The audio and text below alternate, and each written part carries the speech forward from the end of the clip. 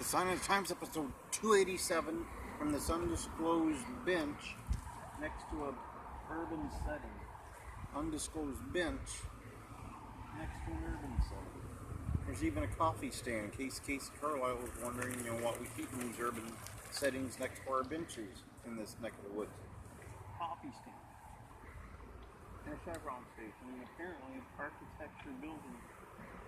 And over there, a water fountain, but I don't recommend that water fountain because it's not the best working.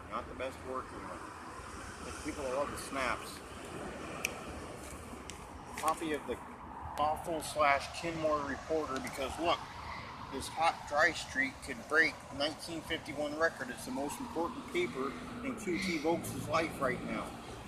And to much lesser extent, South Park, Bellinger, Bragg, Williams, Mitchell, Harris, Sharp, because he's also in that weather club. He'll deny it. He'll say, oh, it's some other guy that can't possibly be me because he has black hair dye in his hair and I use gray hair coloring in my hair. So, obviously we're different people despite the fact that we're the same exact guy. But the weather club probably discussing this as we speak. It's right there in the Boffle/Kenmore Reporter. Pamphlet of the Sign of the Times. Every show needs a pamphlet. Dave Turner found that out the hard way. He'll probably have no pamphlet when he gets married, and he probably won't use me to officiate it, and so his marriage will fail. Won't last a week, I bet. Sorry, Turner, you should have got a pamphlet and hired me as the officiant to your ceremony. Speaking of wedding ceremonies, Anthony Toatelli and Kinsey Alexander are getting married today, and they also did not use me. They'll probably last where Turner's going to fail miserably. He has a track record of it. Sticker of the Lucha Underground. Great show on the El Rey Network. Current book I'm reading, Joe DiMaggio, The Hero's Life by Richard Ben Kramer. Apparently it's Darth Carter's favorite. He mentioned Kramer the other day. Joe DiMaggio. He was married to Marilyn Monroe. Didn't use me in officiant because I wasn't born yet. His marriage failed to Marilyn Monroe. He also never had a pamphlet, I bet. This week brought to you by This is John Gary. No relation to my knowledge to Gary Cherry, former member of Too Cool, but it would be great if he was. So, this is John Gary. Look at that. What a great album, I bet. Alison Moyet. Alf is the name of that record album. It's a thing. People listen to it. Sponsoring the Sign of the Times this week, apparently. CAC program. Look at that. People are already booking their hotel rooms and their travel for next year's CAC.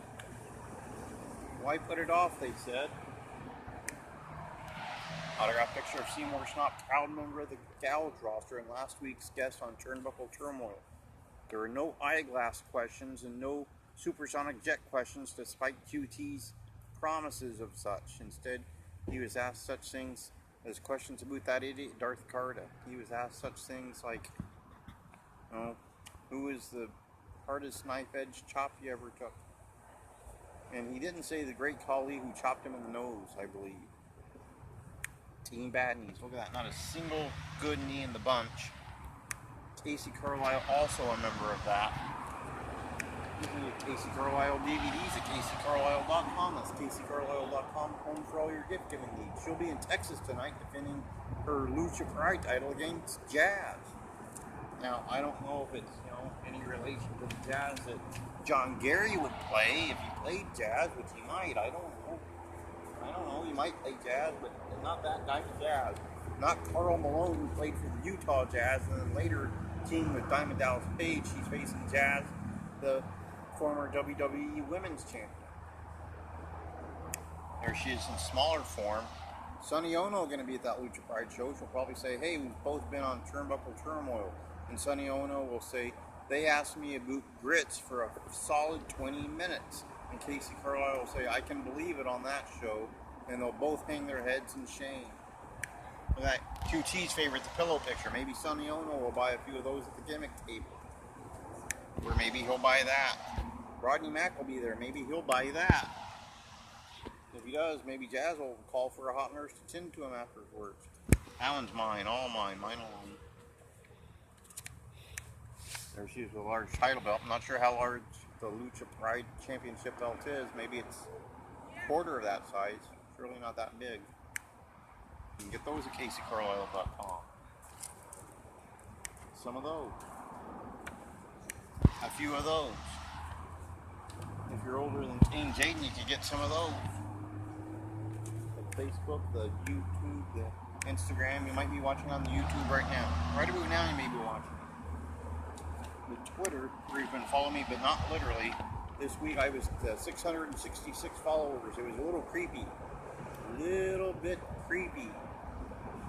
You know, but you could follow me in a non-literal Twitter sense, much like Donnie Idol does, much like